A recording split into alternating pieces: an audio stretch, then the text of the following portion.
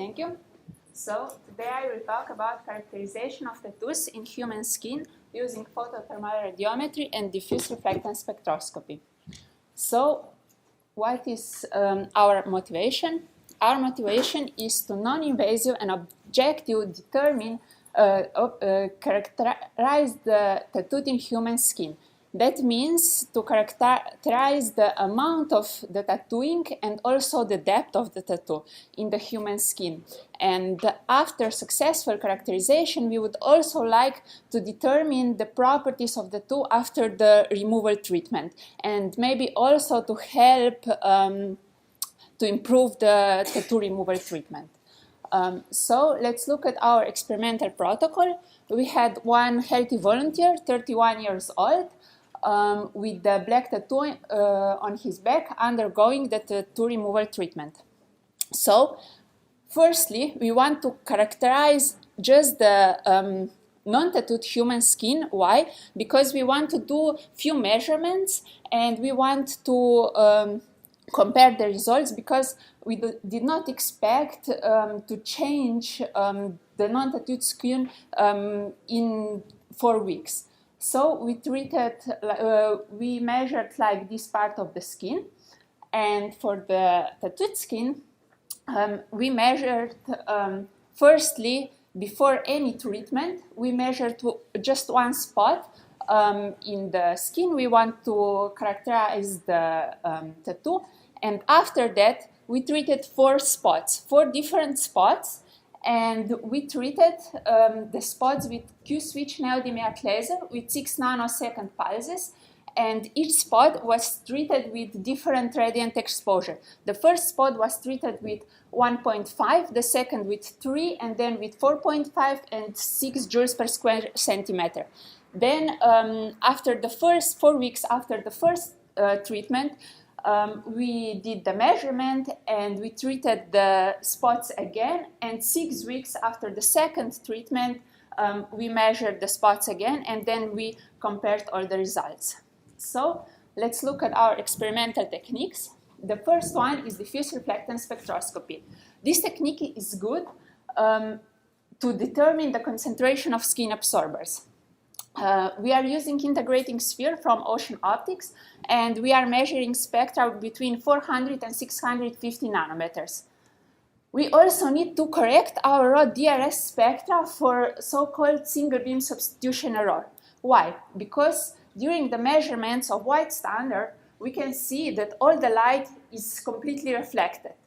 But when we are measuring the skin, some light is already absorbed in the skin, so the illumination field between those two examples are not the same. So we need to correct our spectra for this error. So let's look at our diffuse reflectance spectra of non-tattooed skin with orange line and of the tattooed skin with green line. We can see that the difference is pretty big. As I already said, DRS is good to determine the concentration of skin absorbers, but we cannot determine the depth distribution of our absorbers, so this means that we cannot determine the depth of our tattoo. So for this reason, we combined the first technique with the second technique. It's so-called pulse photothermal radiometry. And PPTR signals reflect the contents and depth distribution of selected absorbers. So here is our setup. We are using green lasers, green laser 532 nanometers, and after the short laser pulse, this pulse laser irradiation establishes a temperature depth profiles, which then evolves with time. You can see these profiles here with orange line, and this G is the green function. And then with the infrared camera, we detect the transient decrease in infrared emission, and this leads us to the relation between initial temperature profile and the resulting radiometric signal. We can see this signal here with the red line. And let's see 2 PPTR signals, one from non-tattooed skin and the second from tattooed skin. We can see that the difference between both signals is pretty big. Why? In non-tattooed skin, the drop of the signal in the beginning is much higher than in the tattooed skin. because in the tattooed skin we have the ink, which is deeper in the skin, so the drop of the signal is lower because of the absorption of the green laser in the tattoo ink. So let's firstly look at the characterization of non-tattooed skin. We are using 4-layer optical model consisting of epidermis, papillary dermis, reticular dermis, and subcutis. So first layer is epidermis with 3 parameters of epidermal thickness, melanin content, scattering properties, and the blood content. We all know that in epidermis there's no blood, but because in the real life the boundary between epidermis and papillary dermis is wavy, but in our model is flat, we allow some amount of blood also in epidermis. The second layer is papillary dermis with blood and the oxygenation 3 parameters. The third is reticular dermis, and we have the same scattering properties for both layers, and also the dermal thickness is thickness of papillary and reticular dermis, while papillary dermis is set to 100 microns. And the last layer is infinite subcutis with 1 free parameters, which is adipose scattering. So let's look at our modeling. So we have initial 14 model parameters, which are randomly chosen between 2 physiological boundaries. And then with Monte Carlo multi-layer at 14 wavelengths. These 14 wavelengths are wavelengths that are peak absorption of hemoglobin and so on. We simulated the DRS spectra, and with Monte Carlo multi-layer at 532 nanometers, which is the wavelength of our green laser, and then also plus signal, we simulate the PPTR signal. Then we compare our simulated spectra and signal with the measured data. We improved it with lexical nonlinear function in MATLAB, and then iterating this till we reach some convergence criteria. So let's see the results. So as I already mentioned, we were measuring this spot, which is marked with white circle on his back. So the fit looks really good, and also the most important parameters for us were those in blue. So we did not expect any changes of epidermal thickness, melanin content, also the scattering properties, and we can see that all the parameters are the same or within the margin of error. We also, of course, expected dermal thickness to be the same between both measurements. These two were completely independent measurements and completely independent analysis. The dermal thickness is not the same, but for this study, this is not important, and you will see soon why the dermal thickness is not important for our study. So if we look at characterization of the tattooed skin, we can see that the dermis is infinite, so the dermal thickness is not important. So tattooed skin, we are using 3-layer optical model, epidermis, papillary dermis, and infinite tattoo layer, which is actually reticular dermis with the tattoo ink. So now let's first look at the characterization of tattooed skin, but this was not treated.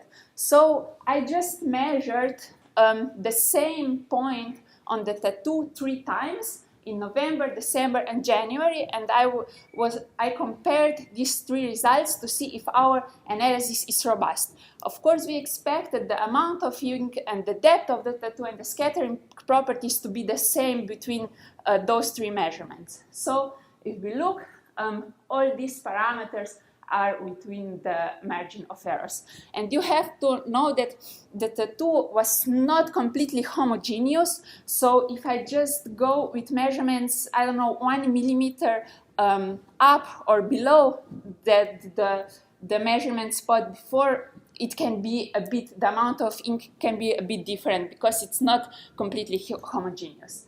So now that we know our analysis is robust, we can go to removal treatment.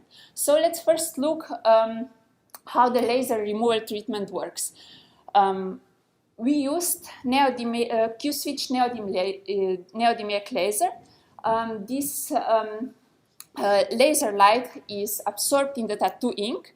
The tattoo ink heats up, and the bigger particles breaks up in the smaller particles.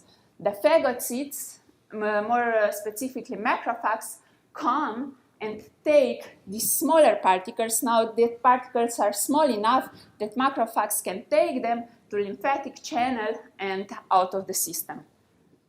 So this is how the removal treatment works. So now let's look at our removal treatment. So the first spot was treated with 1.5 joule per square centimeter, the second with 3, the third with 4.5, and the fourth with 6 joules per square centimeter. This white layer is called frosting.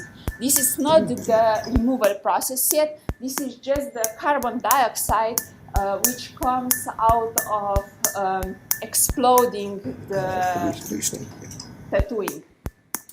Our medical doctor said that for a removal treatment, he would choose those 4.5 joules per square centimeter. So we want to go a bit above this and below this to see if there's any difference. So here you can see the results. The left picture is 4 weeks after first treatment, and the right is 6 weeks after second treatment. So on the left picture, you can see this spot is a bit different than the other tattoo. Also, this one was a bit different. I'm not sure if you can see it on the projector, while the left part of the tattoo is totally homogeneous, nothing happens. So 6 weeks after second treatment, we can see a bigger difference here. Also, this spot was a bit different, while this one was still the same. So nothing happens after treatment with 1.5 joule per square centimeter. So let's look at the PPTR signals. We can see that those two, red one and violet one, are really different in comparison with others. I think that this is because now the tattoo is deeper in the skin, so we get the peak at longer time. Also here, the violet and the red one, which are spots treated with 4.5 and 6 joules per square centimeter, are much different than other three. So here are the results. We won't go through all the table, but here are the graphs. So again, this is the 4 weeks after first treatment and 6 weeks after second treatment. And also here the left one is after first and the right one is after second treatment. So the amount of ink at these spots, 1.5 joule per square centimeter, is the same, and actually it's the same as in the non-treated spot. So let's look at the 3.0 joules per square centimeter. After the first treatment, the amount of ink was still the same, but after the second treatment, we can see the drop of the amount of the ink. In 4.5, already 4 weeks after first treatment, the amount of ink dropped, and it's even lower 6 weeks after second treatment, and the same for 6 joules per square centimeter. So now let's look at the depth of the tattoo. The first spot, the depth is the same, while in all 3 others, we can see that now the tattoo is deeper in the skin. So to summarize, combining PPTR and DRS with inverse Monte Carlo analysis is a promising approach for non-invasive assessment of tattooed skin composition and structure. This means tattooing content, depth of the tattoo, scattering properties, and also to respond various removal treatment protocols. I would like to thank Sanjay Zorman, who is medical doctor in Photona, who provides all these treatments and answer all of my questions. And I would like to thank Photona company who loaned KTP laser for measurements and also Q-switch neodymium laser for treatment, and Slovenian Research Agency for funding us. So thank you.